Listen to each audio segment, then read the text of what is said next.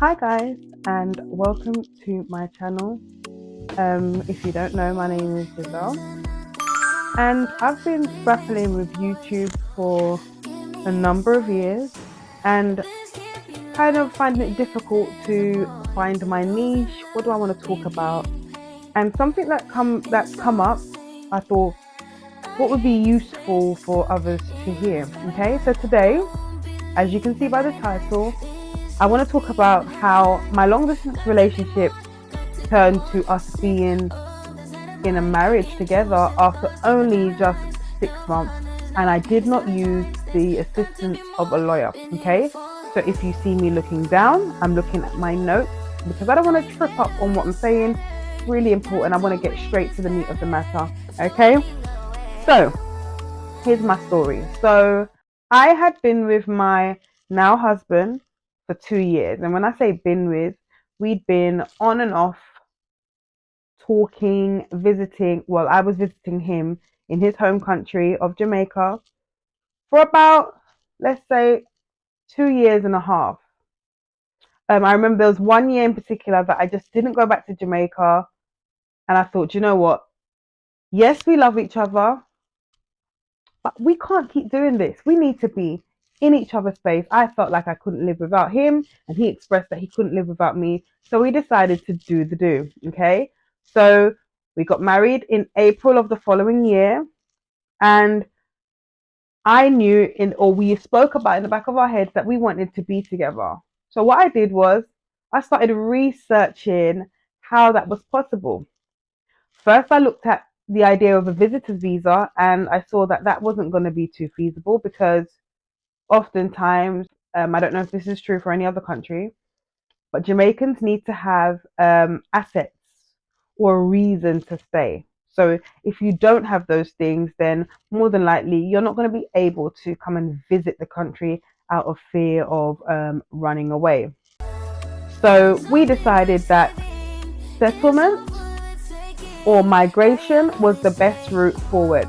Okay, so I began to research how he could go about coming, how much I needed to earn, what the process was like. Yeah, it wasn't easy, guys, but I decided that that's what I was going to do. Okay. Once we had married in April, it was all like gun ho, like let's do this. Let's rewind. Okay. In researching, I had seen that, and remember, guys, this is old. This is about 5 years ago, 7 years ago, actually now. So the process has changed a little in terms of some of the requirements, but I'm just speaking about my experience. It said on the documentation that I needed to be earning £18,500. Okay. And where I could play about with little part time jobs or agency jobs at the time, it wasn't going to suffice because I needed to have a full time job, right?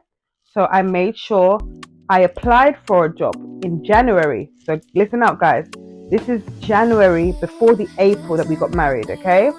I applied for a job that was going to pay me £19,000, okay? It was an undesirable job. It was below my qualifications, but we had a goal, and we need to set goals in order to achieve them. And remember that, everything's short lived, it's a time limit, okay? So I needed a full time job. I needed to pay me 19,000 because it was just above the threshold. It doesn't matter if it's 18,550. It just needed to be over 18,500. Okay. Remember, the requirements were so that you needed to be in that job for 6 months. So I knew that from January to June, that's all the pay slips I needed to meet my 6 month mark. So here we go, the timeline. I got the job in January. We got married in April. I told the job that I had a pre-booked holiday, which was true and kind of untrue. I knew by June of that year that I had met the threshold for having 18,500 for 6 months. And when that June hit, I started gathering my documents. Okay. And by the August, I sent in my application to go to, I think it's the Home Office. I'm not sure, guys. I went to Jamaica in September of that year. Okay, so listen to the timeline, guys. We were dreaming, oh, I wish I could come back on the airline with you. I wish I can do that and come with you by the time I'd returned. I returned to the UK on the first or the second week of October, actually. And that week when I returned to work, we got a phone call. My husband got a phone call in Jamaica to go and pick up his passport. Okay. He had to meet a courier in his hometown to pick up the passport. And that is when we knew that he had been granted his settlement. Okay. I say that to say from August to September of me handing in that application, it took them about less than 2 months to make that decision. Okay. And by that point, we'd only been married for 6 months. But here's how you make sure you are doing everything that they say. Okay, so here are the 7 steps. Right. First question you need to ask yourself: is my relationship authentic? Do I love this person so much that I cannot live without them? And how do we test authenticity? Do you spend long times on the phone with each other? Do you FaceTime each other? Have you introduced them to your family? Have they done likewise? Um, I know that in long distance relationships, there's this stigma of sending money to your spouse. Okay. Has your spouse sent you money? Have you told your spouse that, listen, I'm having a hard time. Can you please send me some money? Those are some of the ways you can test the authenticity of your relationship. Okay. How long have you guys been speaking for? How much do you really know this person? Okay. Have you spent a lot of time with this person? Have you seen all their characteristics, all their traits? That is how you test your authenticity. And I'm telling you guys, once you believe that your relationship is authentic, it will shine through in everything that you do. Step 2, which I kind of touched in the last step, is the amount of time you spent together. But have you been documenting this time? And when I say documenting, I mean my husband and I used to spend the night on the phone. So we used to have the phone next to each other and fall asleep. By the time you finish, the duration of the call is about 8 hours. That 8 hour time duration, I'm screenshotting that because guess what, guys? That's part of my evidence. I am showing them that this is a real relationship. This is the person that I need to be with because look, we can't even spend less than 8 hours on the phone to each other. Okay. Those are the types of things that cannot be made up. For example, lots of pictures together. We'd go places. If we were in Jamaica, we'd go to Ocherias, we'd go on beach trips and all the vacation type things you can do in Jamaica. My mum even flew down to Jamaica without me and met my husband, okay, without me being present. I had photos of them together, so it looked as authentic as it was. Does that make sense, guys? Okay. Step 3. You've decided that you want to get married, okay? You're sure about it, and this person needs to be with you. You can run to the courthouse, you could do a big elaborate wedding. It really doesn't matter. It really doesn't have any bearing on the decision made about your application, okay? You just know that you've got some planning to do where a wedding is concerned, okay? If you're getting married, make sure that you have a witness or witnesses. Make sure you get your marriage license if it is abroad. Just ensure that you're doing it through the right channels. Step 4. You're married now and you're thinking, okay, how do I go about the process? As I've said, I'm speaking about my experience, guys. This was about 7 years ago, so the process has changed slightly, but I have assisted friends to do the same for themselves and their partners. And I am by no means a professional, all right? I can't stress this enough. The most important step of doing this without the assistance of a lawyer is reading. Read, read, read, read, read. And I don't mean just read. What I did was I printed the gov.uk, they have PDFs. I printed the whole PDF and I began to read. Any part that didn't apply to me, I moved it to one side and I focused on what applied. So the route I was going down, the fees that applied to me, I highlighted every single step. You're going to spend some time with this, guys, and you're also going to treat it like a study, like an essay or a dissertation. You're going to pay that much attention to it. This is to avoid any further documents being required, okay? Any cancellation of this big money that you spent. And you want to make sure you cross all T's and dot all of your I's, okay? So the idea is to be meticulous with your reading. You want to break down each bullet point as if it's a job spec, okay? So for example, if it says the sponsor, which is yourself, needs to have 18,500. And like I said, guys, it's gone up now. You make sure you are ticking off as you go along. Meet that requirement, okay? Just like you do as a job specification. If it says you need 7, 6, 8, whatever amount of pay slips, think about how long it's going to take for you to get that amount of pay slips if it is, for example, a new job. So you setting yourself a time limit so you know that in 7 months I will meet that requirement. Write things down, guys. Like I did, I knew that from January to June I would have met those requirements. So I didn't need to wait the following year. But let me say something. While I was going through that January to June process, we were both putting down money. Okay. So let's say at the time, and this is a ballpark fee, guys, I can insert the correct fee here. Let's say at the time the cost was £2,000. Okay. I worked out how much I was getting paid and how much I needed to deduct for the next 6 months to meet that £2,500. Okay. Guys, invest in a printer. There's nothing worse than going down to the internet cafe to keep printing your documents. Okay. Invest in a printer so you can do all the printing, and there's a lot of it in the comfort of your own home. So once I put my son to sleep, it was like, we're going to work now. Okay. We're going to try and do one document, one piece of evidence every day. Because remember, we've set ourselves a time limit, which is in the future. We're going to do one new document every single day in order to reach our goal, right? Once you've printed all your evidence, you need to ensure that you have like a folder, somewhere to keep it safe, put it in order, use sticky notes or those tabs where you can put a title on it, okay? Each plastic wallet needs to have some sort of evidence in it.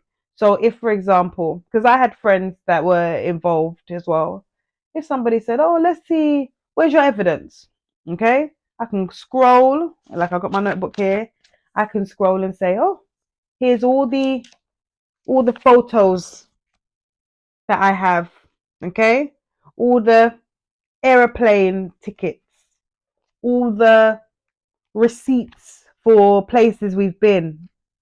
You can never give too much evidence, okay? It's better to over give evidence than they contact you and say, sorry, Mr. Jones or Mrs. Jones, you've missed out this. You've not included this. Let me tell you how I did it, guys. I had, obviously back then we didn't really have the technology like we did now. And yes, guys, even though it was 7 years ago, the technology has improved since, okay? I had a A4 piece of paper, and on my computer I just put lots of different, like a collage, lots of different photos on one A4 piece of paper, okay? So instead of putting photos like, like real photo paper, I literally had an A4 piece of paper and put each photo next to each other. Some were overlapping, some were small, some were big, but they could see our relationship in different stages. After meeting my husband, I also lost a lot of weight, so they could see me from bigger to smaller, right? They could see my son in some of the photos to see that we wanted to be a family. All right. Also, let me not forget to add, it's not just photos. You want pay slips. You want your pay slips to reflect your bank statements. You also want a letter from your job to say that, yes, this person earns, for example, 19,000, and they're going to continue to earn that for the impending future. You also need to make sure you're in a permanent job, guys. I don't know too much about agency jobs or part-time jobs. I can only talk to you about full-time permanent job. We don't want to leave room for any error, any discrepancy, because think about it. It's not that they want everybody to be able to pass, okay? But you've just got to make sure that your application is so clean that they can't find any discrepancy, right? The next step is to get your spouse involved. Yes, you are the one doing the legwork because you are the one in the UK.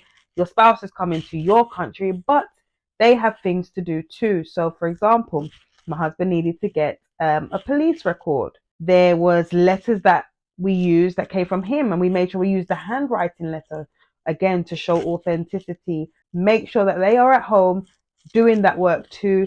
Speak about it on the phone. If, for example, you've done something new today, get your spouse to be involved in the process. It's fun, guys.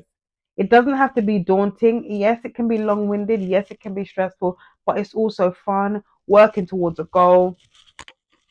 At the end of the day, you know what the end result is going to be, right? That's it. That's the end result. You want to be able to pick them up at the airport at the end of the day. Okay. The last step of this video, guys. Let's talk about the finance part. You've documented the time you spent together. You know that your relationship is authentic. You've decided you're going to get married. You've treated the documents from .gov.uk like an essay, dissertation. You've read, you've underlined, you've annotated. You've printed all the evidence and you've got your folder. Your job works where you don't get holiday pay. Just for example, and in the month of February, your 19,000 or your 18,500 less than it would be on the other months. Don't leave it to chance. What you're going to do is get an A4 piece of paper. You're going to write a cover letter, all right? And you're going to say, in the month of February 2017, 18, 19, whenever, I took sick leave or I went on holiday, blah, blah, blah, blah, blah, blah. And then you can say, please refer to my job letter that suggests that I will continue to be making 18,500 per annum or 19,000 per annum, okay? When you write your cover letters, always refer back to your job letter. Always refer to your other pay slips, okay? I had income coming from elsewhere. And I used this just to, I met the requirements, but I used this just to back up my application a little bit. That income was coming into my account, okay? I had an official document stating that it would be, for example, £400 per month coming into my account. But in my bank, on my bank statements, it only said, for example, 455. There is now a discrepancy, right? So I had to make sure that I'm putting in a cover letter, again, cover letter, finances, and then the title will be discrepancy in bank statements. So you say, I do get £400 from this place, okay? Yes, my bank reflects 455, but I got the £55 in cash to go towards something else. That is why there is the discrepancy. So I got the majority of that money in my account, but this money went towards something else, or this came in a cash form. Does that make sense? I hope that makes sense. Every discrepancy, everything that could go amiss, you make sure you write a cover letter. Therefore, there is left nothing to chance. There's no questions. Let me tell you why. You sent off all your documents and hold on, they said they received £500 and there's £55 missing. Okay, do you know what they're going to do? They're going to go through everything.